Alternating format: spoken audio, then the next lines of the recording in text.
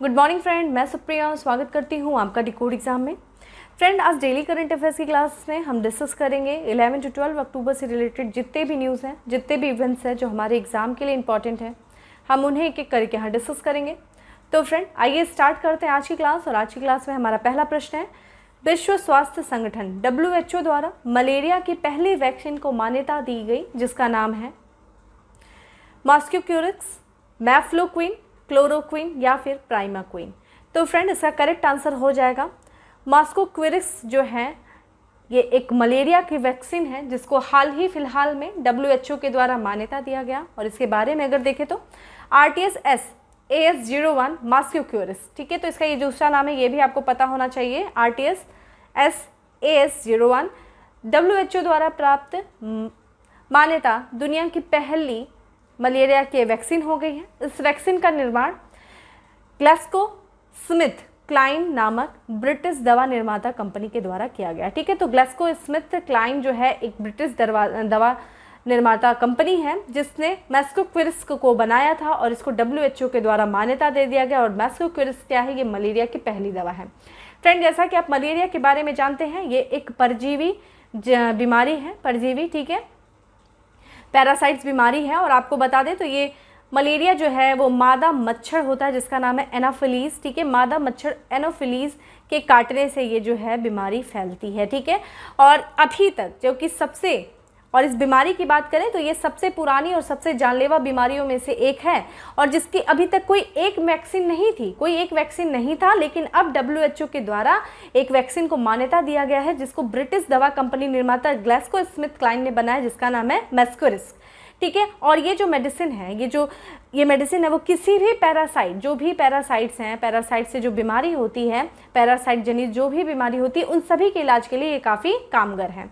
Friend, जैसा कि आप जानते हैं, अगर हम WHO के अभियानों की बात करें तो ये अभी हाल ही में किस देश को WHO ने मलेरिया मुक्त घोषित किया है तो वो चीन है, ठीक है। तो इस वर्ष WHO ने चीन को मलेरिया मुक्त घोषित किया है। इसी तरह अगर विश्व स्तर पे बात करें तो 40 देश प्लस क्षेत्र जो हैं वो अभी तक मलेरिया मुक्त जो हैं वो WHO के द्वारा घोषित किए गए हैं।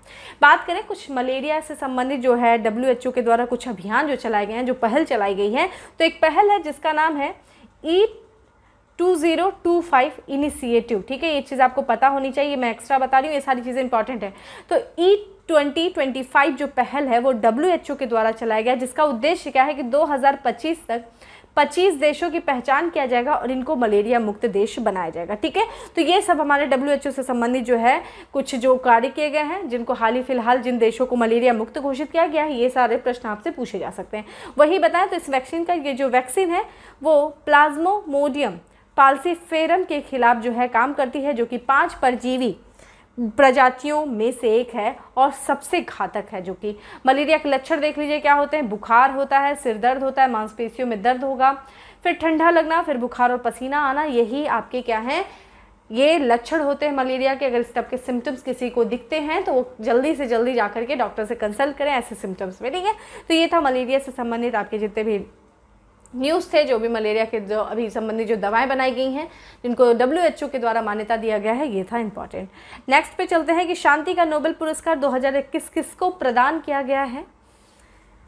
सुश्री मारिया रेशा को, श्री दिमित्री मोराटोव को, उपयुक्त A और B दोनों इनमें से कोई नहीं, करेक्ट आंसर हो जाएगा C, यानी कि मारिया रेशा और दिमित्री मोराटोव को शांति का नोबेल पुरस्कार 2021 से सम्मानित किया गया। क्योंकि इन दोनों लोगों ने, ये दोनों पत्रकार थे पेशे से, और इन दोनों लोगों ने अभिव्यक्ति की स्वतंत्रता की रक्षा करने के लिए जो भी प्रयास किया, जिस तरह का योगदान दिया, उनके कार्यों को देखते हुए इस वर्ष का नोबेल पुरस्कार, शांति का नोबेल पुरस्कार से इनको सम्मानित किया गया है। तो शांति का नोबेल पुरस्कार 2021 फिलीपींस की पत्रकार सुश्री मारिया रेसा और रूसी पत्रकार श्री दिमित्री मोराटोव को प्रदान किया गया है। ध्यान रखिएगा, ये फिलीपींस के हैं और ये रूस के हैं। ये प्रश्न पूछता है कि शांति का जो पुरस्कार दिया गया है वो किसे दिया गया है। चलिए, आप मुझे कमेंट बॉक्स में ये बताइए कि भी हाल में जो भारत के किस सदस्य को जो है शांति का नोबेल पुरस्कार दिया गया था और उन्होंने अपना ये पुरस्कार मतलब किन 2 लोगों को एक साथ में दिया गया था शांति का नोबेल पुरस्कार, ठीक है। वहीं देखें तो इन्हें यह पुरस्कार अभिव्यक्ति की स्वतंत्रता के लिए की रक्षा के लिए उनके प्रयासों को दिया गया था। और कमेंट बॉक्स में हमें ये भी बताएं कि भारत के संविधान में अभिव्यक्ति की स्वतंत्रता का उल्लेख किस अनुच्छेद में, किस भाग में किया गया है, आप मुझे उसके बारे में थोड़ा सा विस्तृत जानकारी दें। ठीक है, तो बात करें दिमित्री मोराटोव जो कि 1990 में सोवियत नेता मिखाइल गोर्बाचोव के बाद शांति पुरस्कार प्राप्त करने वाले पहले रूसी हैं। और वहीं मारिया रेसा जो है ये फिलीपींस से किसी भी क्षेत्र में नोबेल पुरस्कार की पहली विजेता है। तो इसलिए इम्पॉर्टेंट हो जाता है जो फिलीपींस कंट्री है उसमें जो किसी भी क्षेत्र में पहला नोबेल पुरस्कार प्राप्त करने वाली जो है वो हैं पत्रकार मारिया रेसा, जिन्होंने अभिव्यक्ति की स्वतंत्रता की रक्षा करने के लिए जो प्रयास किया उन प्रयासों को ध्यान में रखते हुए इन्हें शांति का नोबेल पुरस्कार दिया गया है। तो ये चीज़ ध्यान रखिएगा। फिलीपींस की लोकेशन वगैरह भी देख लीजिए क्योंकि फिलीपींस जो है वो लगातार चाइना और जो फिलीपींस के बीच में जो भी कुछ मुद्दे चल रहे हैं साउथ चाइना सी को लेकर के, तो वो चीज़ आपके लिए इम्पॉर्टेंट हो जाती है। ठीक है, ध्यान रखिए सारी चीज़ें। नेक्स्ट है कि किस राज्य के द्वारा भारत का पहला स्मार्टफोन ई वोटिंग समाधान विकसित किया गया है? गुजरात, तेलंगाना, कर्नाटक, तमिलनाडु। फ्रेंड इसका करेक्ट आंसर हो जाएगा बी, तेलंगाना राज्य के द्वारा पहला स्मार्ट आधारित ई वोटिंग यानी कि इलेक्ट्रॉनिक वोटिंग समाधान विकसित किया गया है। देखते हैं क्या है। तो तेलंगाना सरकार द्वारा देश का पहला स्मार्ट आधारित ई वोटिंग ऐप विकसित किया गया है। और ये देश का पहला स्मार्ट आधारित यानी कि इलेक्ट्रॉनिक वोटिंग, इलेक्ट्रॉनिक माध्यम से वोट करना, ठीक है, ये तेलंगाना सरकार के द्वारा इस चीज़ को विकसित करवाया गया है। और ये तेलंगाना राज्य चुनाव आयोग द्वारा कोविड-19 के कारण शारीरिक मतदान से बचने वाले लोगों को ध्यान में रखते हुए राज्य के सूचना प्रौद्योगिकी और centre for development of advance computing यानी कि सीडेक के सहयोग से क्रियान्वित किया जा रहा है। तो ध्यान रखिएगा जो कोविड-19 के कारण, चूँकि ये जो कोविड-19 जो संक्रमण है ये मनुष्यों से एक मनुष्यों की तरफ फैलता है, तो इस चीज़ को ध्यान में रखते हुए इन्होंने ई वोटिंग ऐप विकसित किया है ताकि लोगों की शारीरिक दूरी जो है वो बनी रहे और वो मतदान भी इसके साथ कर सकें। तो तेलंगाना राज्य के जो चुनाव आयोग हैं उन्होंने सूचना प्रौद्योगिकी विभाग और साथ ही साथ सीडेक यानी कि centre for development of advance computing, इन लोग के सहयोग से सीडेक यानी कि ई वोटिंग ऐप को विकसित किया है, ई वोटिंग ऐप का क्रियान्वित किया है। ठीक है, नेक्स्ट है हाल ही में चर्चा में रहा भाषण 4 आइलैंड, इसी को भाषण 4 जो है 4 द्वीप भी कहा जाता है, वो किस देश से संबंधित है? देखिए फ्रेंड, ये जो प्रश्न है काफ़ी लोग इसका आंसर बता लेंगे क्योंकि बहुत लंबे समय तक ये विवाद जो है चला आ रहा है। और अभी हाल ही फिलहाल में आई थिंक 1 या 2 दिन के अंदर जो है संयुक्त राज्य यानी यूनाइटेड नेशन का संयुक्त जो राष्ट्र है उनके द्वारा फिर से इस चीज़ पे जो है बात उठी है, इसलिए ये चर्चा में है। तो जो भाषण 4 जो द्वीप है वो किस देश से संबंधित है? मालदीव, भारत, म्यांमार, बांग्लादेश। तो ये देखा जाए ये बंगाल की खाड़ी में स्थित जो है ये द्वीप, भाषण 4 द्वीप जो है वो बंगाल से संबंधित है, बांग्लादेश से संबंधित है। और इसके बारे में देखा जाए चर्चा में क्यों है, तो बांग्लादेश की खाड़ी में स्थित भाषण 4 द्वीप बांग्लादेश से संबंधित है। और बांग्लादेश के प्रशासन ने कॉक्सेस मार्केट, इसको कॉक्स मार्केट भी बोला जाता है, कॉक्स बाजार से में ज़रूरत से ज़्यादा भरे शरणार्थियों को भाषण द्वीप पर या फिर भाषण द्वीप पे, इसको भाषण भी कह सकते हैं, द्वीप पर भेजा है। देखिए फ्रेंड, ये आपका बांग्लादेश का मैप है, आप बांग्लादेश को देख रहे हैं, बांग्लादेश की राजधानी ढाका आप देखते हैं। जो पूरब वाला भारत है जो कि पश्चिमी बंगाल और पूर्वी बंगाल, जो पूर्वी बंगाल है वो आपका बांग्लादेश है और बांग्लादेश की ये लोकेशन है। और ये देखें यहाँ पे बे ऑफ बंगाल में ये भाषण जो 4 आइलैंड है। और ये देखें यहाँ पे कॉक्स बाजार है जो कि आप इधर देखेंगे तो म्यांमार और बांग्लादेश के बॉर्डर के पास में ये स्थित है कॉक्स बाजार।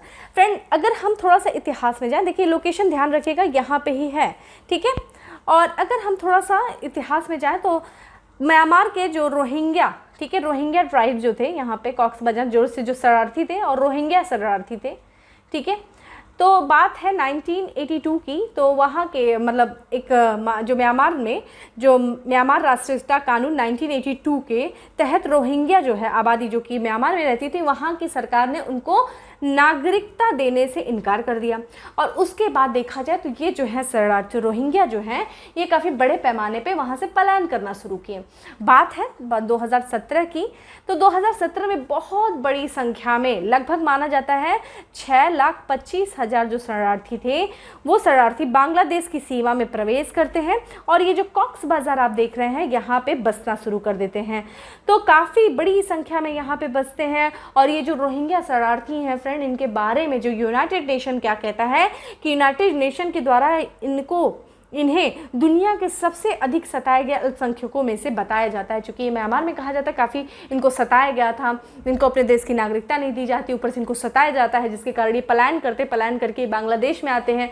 तो बांग्लादेश के इस क्षेत्र में जब बहुत बड़ी संख्या में इनकी आबादी बस जाती है तो काफ़ी ज़्यादा जनसंख्या घनत्व बढ़ जाने से, काफ़ी ज़्यादा एक ही क्षेत्र में जनसंख्या का दबाव बढ़ जाने से जो बांग्लादेश की सरकार ने यहाँ पे जो आप आप भाषण 4 जो आइलैंड देख रहे हैं वहाँ पे इनको बसाने की योजना बनाया। ठीक है, तो जब वहाँ पे इनको बसाने की योजना बनाया तो यहाँ पे एक जो बांग्लादेश की सरकार ने एक आश्रय परियोजना चलाया और उसी आश्रय परियोजना के तहत इस भाषण 4 आइलैंड पे जैसे आवास वगैरह बना करके उनको यहाँ से ले जा करके यहाँ पे शिफ्ट कराना जो है तैयारी किया, इनको वहाँ पे ले जाने की, बसाने के फैसला लिया। तो भाई ये तो देखा जाए एक अच्छा फैसला है, तो फिर इसका विरोध क्यों? फिर लगातार जो है यूनाइटेड नेशन के द्वारा हो या विश्व की अन्य जो मानव अधिकार जो संस्थाएं हैं, जो एजेंसियां हैं, उसका इस बांग्लादेश के द्वारा इस डिसीजन का इतना ज़्यादा क्यों विरोध किया जा रहा है? कारण है फ्रेंड इसकी लोकेशन। अगर आप ध्यान से इसकी लोकेशन, भाषण 4 की लोकेशन देखें तो ये मेघना नदी है, उसके तटों के, उसके मुहाने के पास में स्थित है और कहा जाता है मेघना नदी के द्वारा जो अवसाद ला करके यहाँ छोड़ा गया है वहीं इसी के कारण इस आइलैंड का जो है वो निर्माण हुआ। और वहाँ पे जो इस द्वीप पे लगातार जो है बाढ़ आते रहते, कटाव होता रहता है, चक्रवात से ये काफ़ी ज़्यादा ये जो द्वीप है प्रभावित है। तो इसलिए कहा जाता है चूँकि यहाँ पे पर्यावरणीय जो है स्थितियाँ ठीक नहीं हैं, ये अनुकूल नहीं है, यहाँ पे मानव बस्तियों का ये जो क्षेत्र है मानव बस्तियों को रहने के लिए अनुकूल नहीं है, सुरक्षित नहीं है। और बांग्लादेश के द्वारा इस तरह का डिसीजन लेना कि जिस द्वीप पे लगातार चक्रवात आ रहा है, बाढ़ आ रहा है, कटाव हो रहा है, वहाँ पे मानव कैसे रह सकता है, और वहाँ पे बांग्लादेश ले जाकर के इनको बसा रहा है। तो इस कारण से लगातार ये जो है भाषण 4 आइलैंड जो है वो चर्चा में बना हुआ है। आप गूगल करके थोड़ा सा इसको सर्च करना, इसकी फोटोज़ वगैरह देखना कितनी प्लानिंग के साथ यहाँ पे अच्छे से जो है एक छोटे छोटे घर जैसे बनाए गए इनको रखने के लिए। बहुत देखोगे तो कितना अच्छा लगेगा देख करके।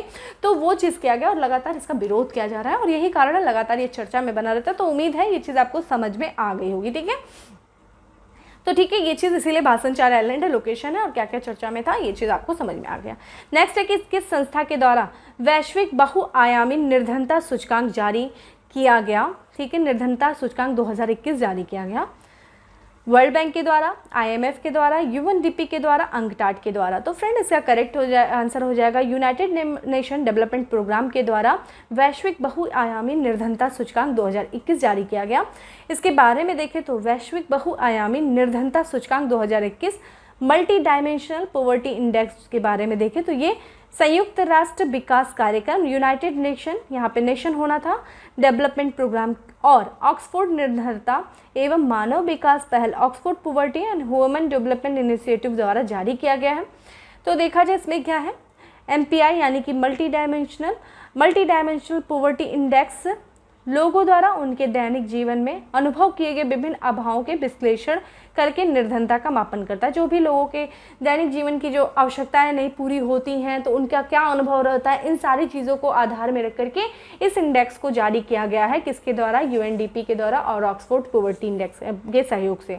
इसमें देखा जाए तो 109 देशों में शोध किया गया है और लगभग 50 अरब 90 करोड़ लोगों पर आधारित है। 109 देशों में गए हैं और वहाँ पे लगभग 5 अरब और 90 करोड़ लोगों पर ये जो है शोध आधारित है, जो कि 41 यानी कि 41 देशों के जातीय नस्लीय जातिगत खाका को पेश करता है। ठीक है, इसमें बहुत ज़्यादा उप अफ्रीका जो है देखेंगे तो वहाँ के लोगों के बारे में काफ़ी दयनीय स्थिति बताई गई है।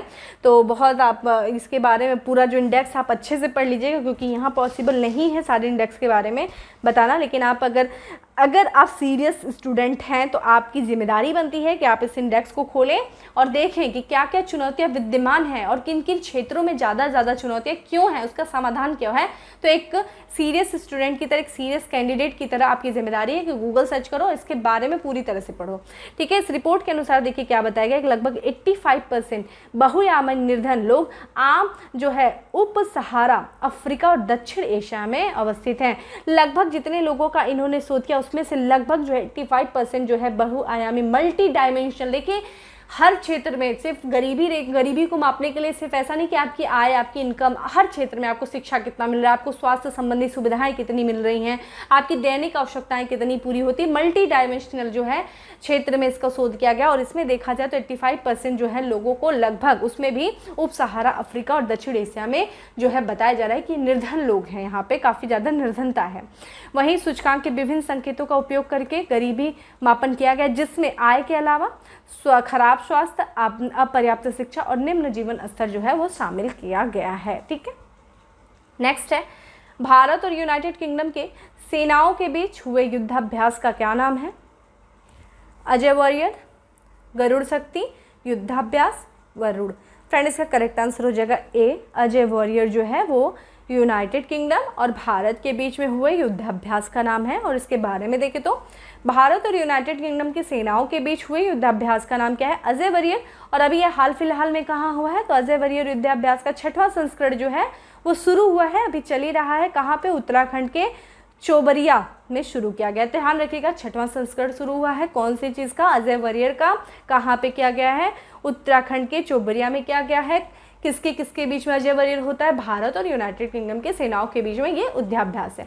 जब दो देशों की सेनाएं इस तरह का युद्धाभ्यास करती हैं तो उनके बीच में जो इस तरह के संबंध जो है वो मजबूत होते हैं, जिसमें यह युद्धाभ्यास जो है दोनों देशों के बीच द्विपक्षीय रक्षा सहयोग और मजबूत करेगा। ठीक है, देखिए यहाँ पे कुछ और युद्धाभ्यास दिए हुए हैं, हमें उसका नाम जान लेना चाहिए। जैसे कि गरुड़ शक्ति दिया हुआ है, किसके बीच में होता है फ्रेंड? भारत और फ्रांस के बीच में होता है। देखिए भारत समझ लीजिएगा, भारत के साथ हो रहे हैं जितने यहाँ पे जो आपके ऑप्शंस दिए हैं। और यहाँ पे युद्धाभ्यास की बात करें तो अमेरिका के बीच, भारत और अमेरिका के बीच में जो युद्धाभ्यास होता है उसको युद्धाभ्यास कहा जाता है। और वरुण जो है फ्रेंड अगेन जो है वो फ्रांस के साथ। तो गरुड़ और वरुण आ जाए तो भूल करके भी किसी और को मतलब समझ लेना फ्रांस है, और युद्धाभ्यास आ जाए तो अमेरिका है। अजय वॉरियर यूनाइटेड किंगडम है। और भी बहुत सारे यूनाइटेड किंगडम ब्रिटेन के साथ जो है भारत करता है, वो भी आपको पता होना चाहिए। हम लोगों ने लास्ट कई लेक्चर में उन सब पे चर्चा किया है। नेक्स्ट है इंडियन स्पेस एसोसिएशन, यानी कि भारतीय अंतरिक्ष संघ के संस्थापक सदस्यों में से निम्नलिखित में से कौन शामिल है? देखिए कुछ हमारे स्टूडेंट है जैसे कि सौरभ जी, उन्होंने ऑलरेडी इस सब के बारे में कमेंट बॉक्स में चर्चा किया है। तो इसको कहते हैं कि आप कितना अवेयर रहते हो, आप खुद अपडेट होते हो। ये जरूरी नहीं कि आपको कोई संस्था लाके कोई चीज़ देगी और वो आपके मुंह में मतलब चम्मच डाल के खिलाएगी, नहीं खाओ। इसको कहते हैं जागरूक होना, इसको कहते हैं अपनी चीज़ों के प्रति कितना डिटरमिन होना, कितना ज़्यादा मतलब ईमानदारी के साथ लगना। देखो सौरभ जी हैं, कुछ और भी मेरे स्टूडेंट हैं जो मेरे साथ पहले से ही आंसर कर देते। किसी दिन मैं क्वेश्चंस नहीं करती हूँ, फिर भी वो लोग मुझे आंसर कुछ न कुछ देते हैं। ये चीज़ मुझे बहुत अच्छी लगती है और आप लोग मेरे लिए वैसे भी मोटिवेशन हो, आप लोग से मैं बहुत मोटिवेट होती हूँ। ठीक है, तो देखिए हम बात क्वेश्चन पे आते हैं कि इंडियन स्पेस एसोसिएशन भारतीय अंतरिक्ष संघ के संस्थापक सदस्यों में से निम्नलिखित में से कौन शामिल नहीं है? नेल्को जो टाटा ग्रुप है, इसरो, भारतीय एयरटेल और लॉरेंस एंड टर्बो। फ्रेंड इसका करेक्ट आंसर हो जाएगा बी, इसरो जो है वो शामिल नहीं है इंडियन स्पेस एसोसिएशन में। क्योंकि देखिए आप सोच रहे होंगे स्पेस एसोसिएशन और इसरो शामिल नहीं है, तो देखते हैं इसका उद्देश्य क्या है, क्यों बनाया गया इस संघ को। प्रधानमंत्री नरेंद्र मोदी ने 11 अक्टूबर 2021 को वीडियो कॉन्फ्रेंसिंग के माध्यम से भारतीय अंतरिक्ष संघ, ठीक है, इंडियन स्पेस एसोसिएशन का शुभारंभ किया। देश में अंतरिक्ष प्रौद्योगिकी के क्षेत्र में उन्नत वैज्ञानिक और अनुसंधान कार्य को बढ़ावा देने के उद्देश्य से देखा जाए तो इंडियन स्पेस एसोसिएशन की जो है गठन किया गया। भारतीय अंतरिक्ष संघ निजी संस्थानों की एक औद्योगिक निकाय होगी। देखिए निजी संस्थानों की एक औद्योगिक निकाय होगी जो कि भारत के अंतरिक्ष क्षेत्रों में तकनीकी प्रसार को बढ़ाएगी। ठीक है, निजी संस्थानों की। फ्रेंड जैसा कि आप जानते हैं इसका जो उद्देश्य है वो देखा जाए तो भविष्य में जो सरकार है ना, सरकार एक सीमित स्तर तक वो अपने अंतरिक्ष अभियानों में निवेश करेगी। एक तरीके से एक सीमित स्तर तक आने वाले दिन में ना अंतरिक्ष अभियानों में जो सरकार अब इन्वेस्टमेंट करती है उसको कम करके निजी क्षेत्रों को आगे बढ़ाएगी। किस आधार पे? जैसे कि अभी आप वर्तमान में देखें तो एक जैसे कि ये मॉडल ना ऑलरेडी कई देशों में चल रहा है। जैसे कि आप यूरोपियन यूनियन देखिए, यूरोपीय है, और अगर आप यूएस की बात कर रहे हैं, अमेरिका में ऑलरेडी इस तर्ज पे जो है कार्य हो रहा है। ऑलरेडी ये जो मॉडल है इस तर्ज पे ऑलरेडी वहाँ पे है। जैसे कि आप अगर अमेरिका में बात करें तो वहाँ एलन मस्क की कंपनी स्पेस एक्स, ये सब निजी कंपनियाँ हैं जो वहाँ पे निजी जो है अंतरिक्ष अभियानों को जो है काम करती हैं अंतरिक्ष अभियानों पे, और काफ़ी उनको उस क्षेत्र में काफ़ी वो आगे हैं, काफ़ी सक्सेस हैं। इसी तर्ज को, इसी मॉडल को आधार बना करके भारत सरकार भी जो है वो इस तरह का मॉडल अपने देश में अपनाना चाह रही है, और इसी चीज़ को ध्यान में रखते भारतीय अंतरिक्ष संघ की स्थापना की गई, जिसमें निजी क्षेत्रों को बढ़ावा दिया जाएगा अंतरिक्ष अभियानों में। ठीक है, अंतरिक्ष अभियानों का प्रसार करने के लिए, समझ गए? ठीक है, तो एक तरीके से जो निजी क्षेत्र की जो कंपनियां हैं उनको कॉन्ट्रैक्ट दिया जाएगा कि आप आइए और अंतरिक्ष अभियान के कार्य को पूरा करिए। ठीक है, तो ISPA के संस्थापक देशों की बात करें, जैसे कि इसमें कौन कौन है? Lawrence and turbo, NALCO Tata group, one way भारतीय एयरटेल, मैप माई इंडिया, वॉल चंद्रनगर इंडस्ट्री, अनंत टेक्नोलॉजी लिमिटेड। ये देख लीजिए, इंपॉर्टेंट है, ध्यान रखिएगा। अन्य प्रमुख सदस्यों में देखा जाए तो गोदरेज, देखा Hughes India, Azista BST, aerospace private limited, BEL, वो आपका देखा जाए सैमटम इलेक्ट्रॉनिक्स और मैक्सार इंडिया जो है वो शामिल है। नेक्स्ट प्रश्न पे चलते हैं। करंट लगने से हाथियों की मृत्यु रोकने हेतु किस राज्य सरकार द्वारा पहल चलाई जा रही? उड़ीसा, मध्य प्रदेश, कर्नाटक, केरल।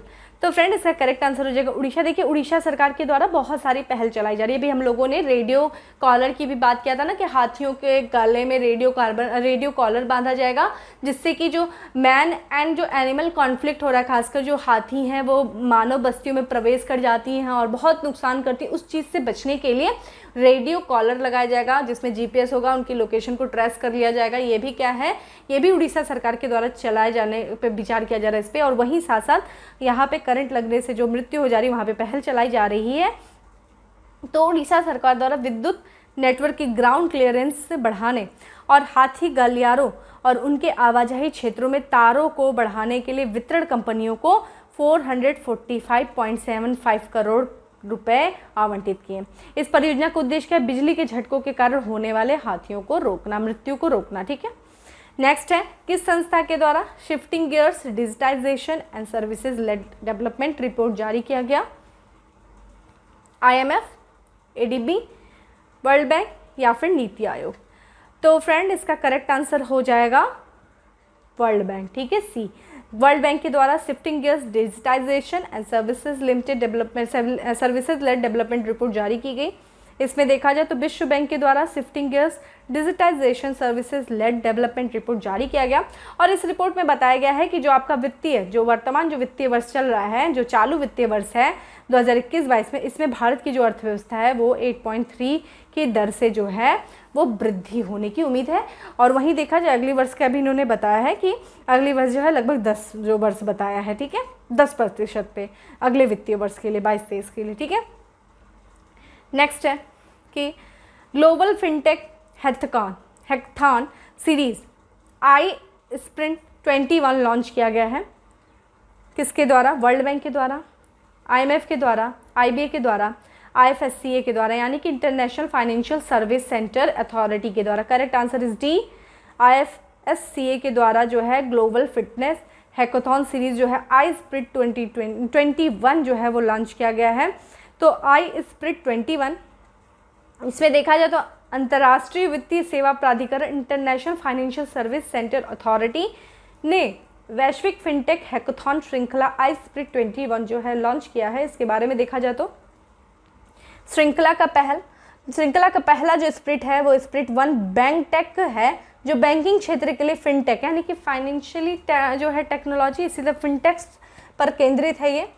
स्प्रिट 1 जो है बिंगटेक का आयोजन जो है IFSCA और gift city, front gift city Gujarat, ठीक है, गुजरात गिफ्ट सिटी द्वारा नीति आयोग के सहयोग के से युक्त रूप में किया गया। हैकाथॉन के द्वारा ICICI bank, HSBC bank, I create zone startup और इन्वेस्टमेंट इंडिया है, ये भागीदार है, आईसीआईसी बैंक है, हैकाथॉन के, एचएसबीसी बैंक है और आई क्रिएट जोन स्टार्टअप है और इन्वेस्टमेंट इंडिया है। इसमें देखा जाए तो इसकी स्थापना वित्त मंत्रालय द्वारा 27 अप्रैल 2020 को की गई थी। इसकी स्थापना भारत में आईएफएससी में सभी वित्तीय संस्थानों के एकीकृत नियामकों के रूप में किया गया था। इसका मुख्यालय गुजरात के गांधीनगर में गिफ्ट शहर में, गिफ्ट सिटी में स्थित है। ठीक है, नेक्स्ट बढ़ते हैं फैक्ट्स ऑफ द डे पे। तो आज का हमारा पहला फैक्ट्स ऑफ द डे है इंडिया टुडे हेल्थगिरी अवार्ड 2021 में best vaccination drive by assets से सम्मान प्राप्त हुआ गुजरात और केरल को। ठीक है, इंडिया टुडे हेल्थगिरी अवार्ड जो है वो किसको दिया गया, जिसमें best vaccination drive by assets जो है वो केरल और गुजरात को दिया गया। FIDE वर्ल्ड जो वर्ल्ड महिला टीम शतरंज की विजेता देश रहा है रूस। दुबई एक्सपो 2020 का विषय क्या है, connecting minds creating the future. ठीक है, connecting mind creating the future Dubai expo 2020 का विषय है। दुबई एक्सपो 2020 का आयोजन होगा 1 अक्टूबर से लेकर के 31 मार्च 2022 तक। ठीक है, चल रहा है, इसका आयोजन स्टार्ट हो चुका है। दुबई एक्सपो पवेलियन भी इसका जारी किया गया था, ये सारी चीज़ें हम लोगों ने बात किया था। 40वां भारत अंतर्राष्ट्रीय व्यापार मेला आयोजित किया गया नई दिल्ली में। तो 40वां भारत अंतर्राष्ट्रीय व्यापार मेला नई दिल्ली में।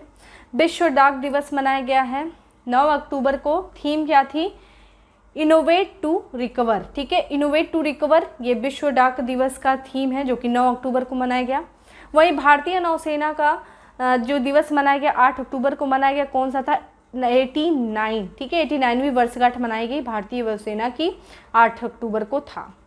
नेक्स्ट है फिच रेटिंग ने चालू वित्त वर्ष 2021-22 के लिए भारत के आर्थिक विकास दर के अनुमान को घटा दिया है। कितना, ये 8.7% जो है वो घटा दिया है। ठीक है, कितना, 2021-22 के लिए, चालू वित्त वर्ष 2021-22 के लिए फिच रेटिंग ने भारत के आर्थिक विकास दर के अनुमान को घटा दिया। फ्रेंड, वहाँ पे हम लोगों ने जो अभी जस्ट थोड़ी देर पहले वर्ल्ड बैंक के बारे में बात किया था ना, यहाँ पे जो है वो 10% नहीं होगा, जैसा कि मैंने अभी बताया, वो चीज़ सही नहीं थी। 8.3% वृद्धि दर, और मैंने साथ में बताया था कि 10% तक, तो वो चीज़ नहीं है, 10% नहीं है। 10% की बात करें फ्रेंड, तो यहाँ पे जो है आपका जो फिच के द्वारा जो अनुमान किया गया है वो अगले जो वित्तीय वर्ष 22-23 के लिए माना जा रहा है कि अगले वर्ष जो है ये बढ़ जाएगी ग्रोथ रेट, अभी जो घटाया 10% तक चली जाएगी।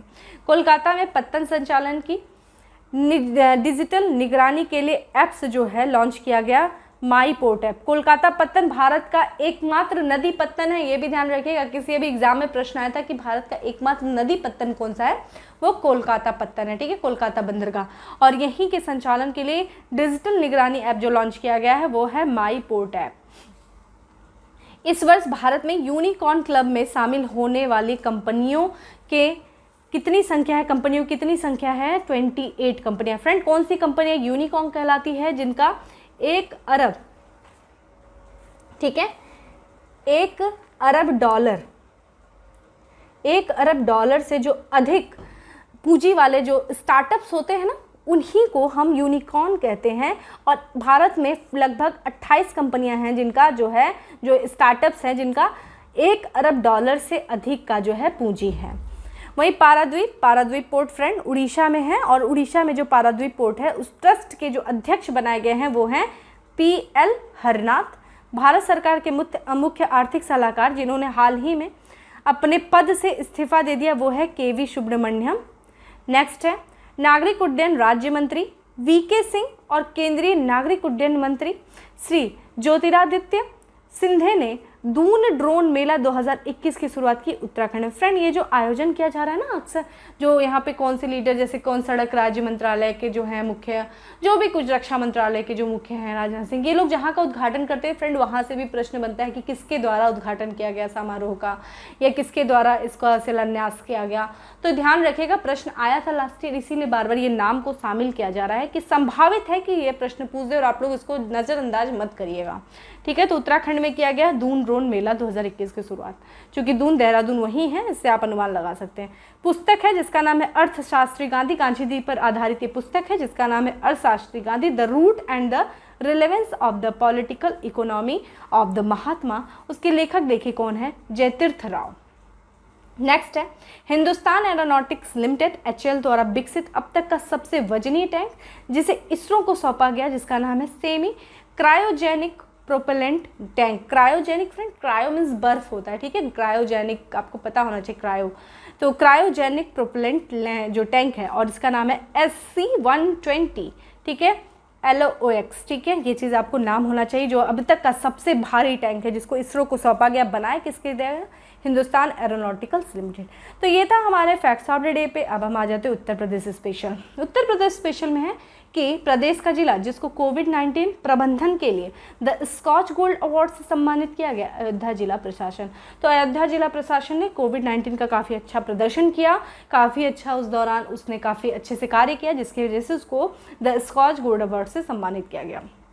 देश का पहला फ्रेट विलेज लगभग 100 एकड़ की भूमि पर विकसित है, वाराणसी, ठीक है, तो ये देश का पहला फ्रेट विलेज है और 100 एकड़ की भूमि में ये फैला है। बुंदेलखंड क्षेत्र के जल संकट के समाधान के लिए सरकार ने सहयोग योजना पर हस्ताक्षर किया। आपको पता है बुंदेलखंड में काफ़ी सूखा क्षेत्र है, सूखाग्रस्त क्षेत्र, उस समस्या से निपटने के लिए सरकार ने इजराइल की सरकार से एक समझौता किया है, हस्ताक्षर किया समझौते पे, ताकि उनकी टेक्नोलॉजी के द्वारा इस क्षेत्र में जो जल अभाव का जो क्षेत्र है, जहाँ पे सूखा जैसी समस्या है, उसको दूर किया जा सके बुंदेलखंड में इजराइल सरकार। नेक्स्ट है भारत की पहली मेट्रो परियोजना जिसमें ट्रेन के डिब्बों को साफ करने के लिए पैरा बैगनी अल्ट्रावायलेट किरणों का प्रयोग किया गया। मोस्ट इंपॉर्टेंट लखनऊ मेट्रो, ठीक है, लखनऊ मेट्रो उत्तर प्रदेश की राजधानी, वहाँ पे जो मेट्रो चलाई गई है उन मेट्रो के डिब्बों को, ट्रेन के डिब्बों को साफ करने के लिए अल्ट्रावायलेट किरणों का प्रयोग हो रहा है और ये भारत की पहली ऐसी मेट्रो परियोजना, ये इंपॉर्टेंट है। DRDO द्वारा फायर सेफ्टी प्रशिक्षण के लिए कौशल विकास केंद्र स्किल डेवलपमेंट सेंटर का उद्घाटन किया गया, कहाँ पे, पिलशुआ में, ठीक है। तो फ्रेंड इस तरीके से था हमारा उत्तर प्रदेश स्पेशल। और फ्रेंड हम लोगों ने अपने मैराथन की भी क्लास स्टार्ट कर दिया है, आप लोग उसको जल्दी जल्दी करते रहिए, GS भी साथ में रिवीजन करते रहिए, जितना ज़्यादा हो सकेगा हम लोग पूरी तरीके से आपको सही अच्छे से कॉन्टेक्ट जो आपका कंटेंट है वो प्रोवाइड करेंगे, जितना ज़्यादा हो सकेगा रिवीजन कराएंगे। जैसा कि आपका कार्ड भी आ चुका है, एडमिट कार्ड, और आप लोग अच्छे से प्रिपरेशन करिए, ठीक है। लेकिन करंट का न्यूज़ टाइम निकाल करके 2-10 मिनट फास्ट मूड में देख लिया करिए, इससे आपके लिए बहुत, करंट से ही अभी आपको लग रहा होगा यहाँ से प्रश्न नहीं बनेगा, लेकिन मैं जब भी करंट पढ़ाती हूँ तो मैं चीज़ों को कनेक्ट करके पढ़ाती हूँ, पीछे की भी चीज़ों को, वहाँ से भी 1-2 प्रश्न पूछ से जा सकते हैं, ठीक है। तो जितने भी मैंने प्रश्न पूछे हैं उसके आप मुझे आंसर करिए, बाकी आप देखते रहिए। तो फ्रेंड्स सेशन अच्छा लगा और लाइक करना नहीं भूलिए, ज़्यादा से ज़्यादा शेयर करें, और आपको जो कुछ भी इंक्वायरी हो वो आप कमेंट बॉक्स में ज़रूर लिखा करिए। मेरे पास जब भी समय मिलता है फ्रेंड, तो कि थोड़ा टाइम का शॉर्टेज होता है, बहुत सारे काम होते हैं आप लोग के लिए, कंटेंट बनाना, फिर बहुत सारी चीज़ें अपनी भी होती हैं, तो उसके बाद मेरे को जब भी टाइम मिलता है मैं आप लोग के इश्यूज़ को देखती हूँ, उसका रिस्पॉन्स करती हूँ। तो आप लोग कमेंट करिए, फिर मिलते हैं अपने नेक्स्ट सेशन में, तब तक के लिए bye, have a good day, stay safe and stay happy.